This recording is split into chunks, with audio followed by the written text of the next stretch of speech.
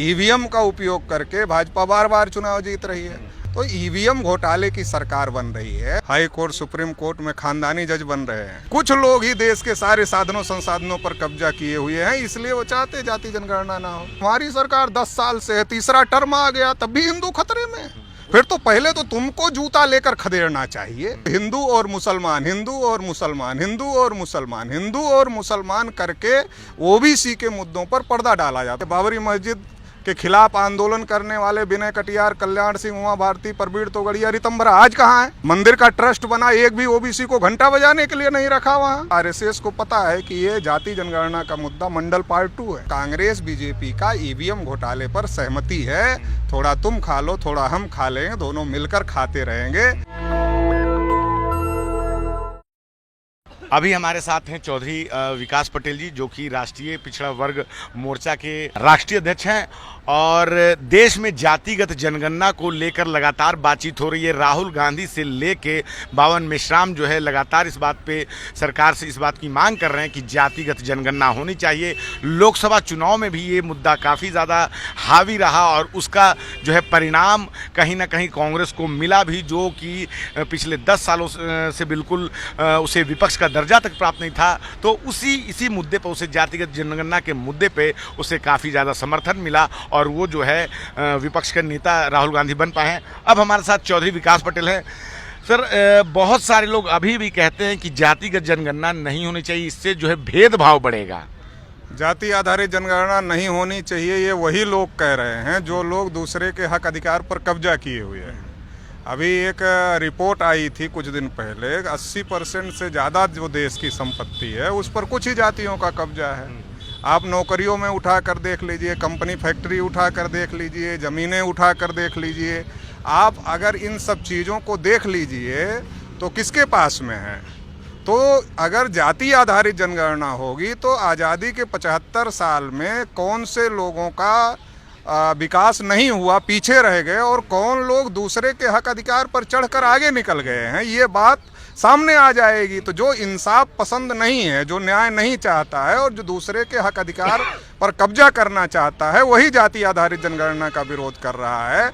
हम तो सबकी गिनती की बात कर रहे हैं और ये भी कह रहे हैं जिसकी जितनी संख्या उसको उतना हिस्सा मिलना चाहिए। इसमें अन्याय कहाँ है? तो न्याय की बात है। जो लोग इसका विरोध कर रहे हैं वो इंसाफ के खिलाफ हैं, मानवता के खिलाफ। वो तो कहते हैं कि मेरिट होना चाहिए, हर जो जातिगत जनगणना करवाएंगे फिर बोल रहे हैं ज़्यादा आरक्षण दो। सिर्फ और सिर्फ आरक्षण की बात करते हैं, कभी योग्यता की बात नहीं करते हैं। हाई कोर्ट, सुप्रीम कोर्ट में कौन सी मेरिट है? बाबू बनने के लिए परीक्षा होती है। हाई कोर्ट, सुप्रीम कोर्ट में खानदानी जज बन रहे हैं, कौन सी मेरिट है? ये जो आईएएस बनाए जा रहे हैं बिना परीक्षा के, लेटरल एंट्री के, कौन सी मेरिट है? जो मेरिट की बात करते हैं उनको मेरिट नाम लेने पर शर्मिंदा होना चाहिए, क्योंकि वो कभी मेरिट के आधार पर जाते ही नहीं। वो तो ये कहते हैं कि हम स्पेशल पैदा हुए इसलिए बड़े हैं। ये कहते हैं कि हम तुमसे ज़्यादा काम करते हैं, तुमसे ज़्यादा पैदा करते हैं, इसलिए हम बड़े हैं। तो हम मानते बैकवर्डों से ज़्यादा कोई पैदा करता है, बैकवर्डों से ज़्यादा कोई मेहनत करता है। पूरा देश चल रहा है तो backward, schedule caste, schedule tribe, minority की वजह से चल रहा है। और कुछ लोग इनके दम पर केवल खा रहे हैं और वो यही चाहते हैं कि देश में सबके पोल ये ना खुले कि कुछ लोग ही देश के सारे साधनों संसाधनों पर कब्जा किए हुए हैं, इसलिए वो चाहते जाति जनगणना ना हो। मेरिट की बात वो लोग करें जो मेरिट के आधार पर काम करें। एक आदमी का बच्चा गांव के प्राइमरी स्कूल में पढ़ रहा है, दूसरे आदमी का बच्चा दिल्ली के बड़े स्कूल में पढ़ रहा है, दोनों की मेरिट है। मेरिट की आप कौन सी बात करेंगे? जब नीट में वो बैठेगा तो दोनों के लिए एक ही पेपर आएगा कि अलग अलग आएगा? आईएएस के इसमें एग्जाम में बैठेगा तो एक ही पेपर आएगा कि अलग अलग आएगा? आप कौन सी मेरिट की बात करते? आप समान शिक्षा की बात नहीं करते, आप समान चिकित्सा की बात नहीं करते, आप किसानों को उनकी फसल की कीमत देने की बात नहीं करते, आप मजदूरों के खिलाफ कानून बना देते हैं, आप सबके साथ अन्याय करते हैं, सबको दबा कर रखते हैं और मूर्ख बनाने के लिए आप मेरिट की बात करते हैं। आप अखबारों को उठा कर देख लीजिए, टेलीविजन को आप उठा कर देख लीजिए, कितने हैं। अच्छा, सोशल मीडिया आ गया तो जिनके पास मेरिट नहीं थी उन्होंने दिखा दिया सोशल मीडिया चलाकर कि मेरिट है हमारे पास। जिनको कहते रहे तुम मीडिया में आने लायक नहीं हो, उनको सोशल मीडिया ने दिखा दिया सोशल मीडिया आने के बाद दूसरे लोगों ने, बैकवर्ड होने, है मेरिट हमारे पास, हम चला सकते हैं और तुम्हारे इलेक्ट्रॉनिक चैनल से बढ़िया चला सकते हैं, और बढ़िया चला कर दिखा दिया। चलिए ठीक है, आरएसएस कह रहा है कि ठीक है, लेकिन हिंदू समाज को अब एक होने का समय हो गया है, सबको एक होना चाहिए। जब बहुजनों में जागृति पैदा होती है, SC ST OBC माइनॉरिटी में एकता बनती है, तब हिंदू खतरे में आ जाता है। 10 साल से मोदी जी की सरकार है, मुझे तो बड़ा आश्चर्य हुआ मोहन भागवत का बयान पढ़कर, अरे तुम्हारी सरकार 10 साल से है, तीसरा टर्म आ गया, तब भी हिंदू खतरे में। फिर तो पहले तो तुमको जूता लेकर खदेड़ना चाहिए, क्योंकि तुम्हारे आने से हिंदू खतरे में आ गया, तो तुमको ही खदेड़ना चाहिए पहले। तो हिंदू खतरे में कब आता है? जब SC ST OBC माइनॉरिटी में एकता पैदा होती है, तब उनको लगता है कि अब हिंदू की बात किया जाए, नहीं तो ये SC ST OBC मिलकर बहुजन हो जाएंगे, बहुजन का मतलब बहुसंख्यक हो जाएंगे, और अगर ये वोट में तब्दील हो गया तो ये गवर्नमेंट में आ जाएंगे। तो इसलिए वो हिंदू और मुसलमान, हिंदू और मुसलमान, हिंदू और मुसलमान, हिंदू और मुसलमान करके OBC के मुद्दों पर पर्दा डाला जाता है। जैसे जब मंडल कमीशन आया तो कमंडल की लड़ाई शुरू कर दी। बाबरी मस्जिद के खिलाफ आंदोलन करने वाले विनय कटियार, कल्याण सिंह, उमा भारती, प्रवीण तोगड़िया, रितंबरा आज कहाँ है? मंदिर का ट्रस्ट बना, एक भी OBC को घंटा बजाने के लिए नहीं रखा वहाँ।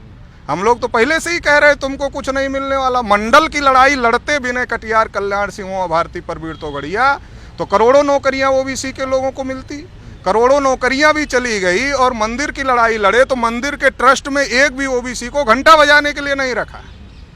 तो OBC को, जब भी OBC के हक अधिकार की बात आती है, RSS को पता है कि ये जाति जनगणना का मुद्दा मंडल पार्ट 2 है, तो मंडल पार्ट 1 हिंदुत्व के मुद्दे पर दबाया, मंडल पार्ट 2 भी दबाना चाहते हैं। ये तो जाति जनगणना को लेकर अभी उनकी बैठक हुई थी, उसमें उन्होंने समर्थन तो किया है, लेकिन साफ साफ मोहन भागवत जी ने कहा कि इस पर राजनीतिकरण नहीं होना चाहिए, इस मुद्दे का नहीं किया, समर्थन नहीं किया, गले की फांस बन गई है। चुनाव है, अलग अलग राज्यों में बार बार हो रहे हैं, तो इसलिए उनको लगता है कि अगर खुलकर विरोध कर देंगे तो OBC BJP के खिलाफ चला जाएगा। इलेक्शन में भुगत चुके हैं, दोबारा नहीं भुगतना चाहते, इसलिए समर्थन नहीं किया, विरोध भी नहीं किया। लेकिन ये कहना कि इसके ऊपर राजनीति नहीं होना चाहिए, ये विरोध ही है।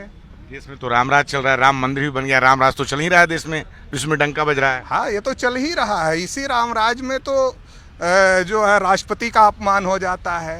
इसी रामराज में बैकवर्ड क्लास के मुख्यमंत्री थे अखिलेश यादव, जब वो कुर्सी से हटे तो उनका ये घर धुल दिया जाता है। इसी रामराज में शेड्यूल कास्ट OBC के ऊपर उनकी हत्याएं हो रही हैं, उनके फर्जी एनकाउंटर हो रहे हैं। तो जाति जनगणना को लेकर लगातार बात हो रही थी, लेकिन भाजपा फिर से तीसरी बार, पहली बार हरियाणा में ऐसा होने जा रहा है कि भाजपा जो है वहाँ सरकार बनाने जा रही है, और कांग्रेस जो कि जाति जनगणना की बात कर रही थी, उनको तो समर्थन मिला नहीं। भाजपा जानबूझ करके ये झुठलाना चाहती है कि जो किसान आंदोलन चला, किसान आंदोलन का कोई असर नहीं है। EVM का उपयोग करके भाजपा बार बार चुनाव जीत रही है। आप 2024 के आंकड़े उठाकर देख लो, जो आंकड़े पब्लिश किए ADR ने, तो कितनी सीटों पर मैच हुआ, जितना वोट पड़ा था उसका डाटा, जितनी काउंटिंग हुई उसका डाटा। चुनाव आयोग कुछ बोल ही नहीं रहा है, चुनाव आयोग कुछ बोल ही नहीं रहा है, इस पर चुप है। क्यों चुप है चुनाव आयोग? 4 सीटों पर ऑल इंडिया में केवल मैच हुआ, बाकी मैच नहीं हुआ। इतनी बड़ी बात पर चुनाव आयोग चुप है। कुरैशी साहब जो पूर्व चुनाव आयुक्त थे, उन्होंने कहा बोलना चाहिए चुनाव आयोग को, इस पर बोल ही नहीं रहा चुनाव आयोग। तो हरियाणा का भी आप मिला लीजिएगा। तो EVM घोटाले की सरकार बन रही है, और कांग्रेस BJP का EVM घोटाले पर सहमति है। थोड़ा तुम खा लो, थोड़ा हम खा लेंगे, दोनों मिलकर खाते रहेंगे। बैकवर्ड शेड्यूल कास्ट को आने नहीं देना है, इनको परेशान करके रखना है। मोदी जी आज फिर से जो है भाजपा कार्यालय आने वाले हैं, भाषण देने वाले हैं। एक आखिरी सवाल, अमृत काल चल रहा है कि नहीं चल रहा है मोदी जी के शासन में?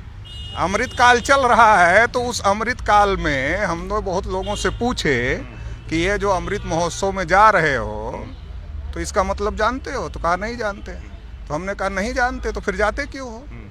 कहा तो ये तो सोचा ही नहीं कि क्यों जा रहे हैं। तो हमने कहा अमृत काल का मतलब ये है 75 साल आज़ादी के हो गए, उससे अमृत निकला है, तो उसका उत्सव मनाया जा रहा है। लेकिन अब तुम भी सोच लेते कि ओबीसी को कुछ अमृत मिला कि नहीं मिला, एससी को कुछ अमृत मिला कि नहीं मिला, एसटी को कुछ अमृत मिला कि नहीं मिला। अरे जब तुमको माइनॉरिटी को कुछ मिला कि नहीं मिला, जब तुमको कुछ मिला ही नहीं तो तुम अमृत काल में क्यों शामिल हो रहे हो, अमृत उत्सव के जश्न में क्यों शामिल हो रहे हो। तो ये अमृत काल है, ब्राह्मणों के लिए है, एससी एसटी ओबीसी माइनॉरिटी के लिए अमृत काल नहीं है। इनका लगातार सत्यानाश इस काल में किया जाए। अच्छा, आपने ब्राह्मणों की बात की, राहुल गांधी ब्राह्मण है, वो जातिगत जनगणना का समर्थन कर रहे हैं, वो तो आपके साथ है, आप उनको नहीं बुला रहे हैं। राहुल गांधी का जो इतिहास है पूरा का पूरा, वो ओबीसी रिजर्वेशन के खिलाफ है। नेहरू से लेकर, इंदिरा से लेकर, राजीव से लेकर, राहुल गांधी के सामने अब समस्या खड़ी हो गई है कि अगर उनको 2-4 लोग आएंगे उनके पीछे तभी ईवीएम से भी कुछ हो सकता है। अगर लोग ही नहीं आएंगे तो ईवीएम से कैसे होगा। तो राहुल गांधी को लगता है कि अगर हम हिंदू मुसलमान का मुद्दा तो उठा नहीं सकते, क्योंकि मुसलमान भी हमारा वोटर है, और उठाएंगे भी तो इसका तो बड़ा प्रोडक्ट बीजेपी के पास में है, तो हमारे पास लोग आएंगे नहीं। तो राहुल गांधी को लगता है कि बहुजन, संविधान, जाति जनगणना ये मुद्दा उठाएंगे तो इसके आधार पर हम पप्पू से लीडर अपोजिशन बन सकते हैं, तो पप्पू से हम सरकार भी बना सकते हैं। ये राहुल गांधी को लगता है। राहुल गांधी अगर ईमानदार हैं तो जितने राज्यों में कांग्रेस की सरकार है वहाँ जनगणना क्यों नहीं किया। जैसे नीतीश कुमार ने बढ़ाया, उन्होंने क्यों नहीं बढ़ाया।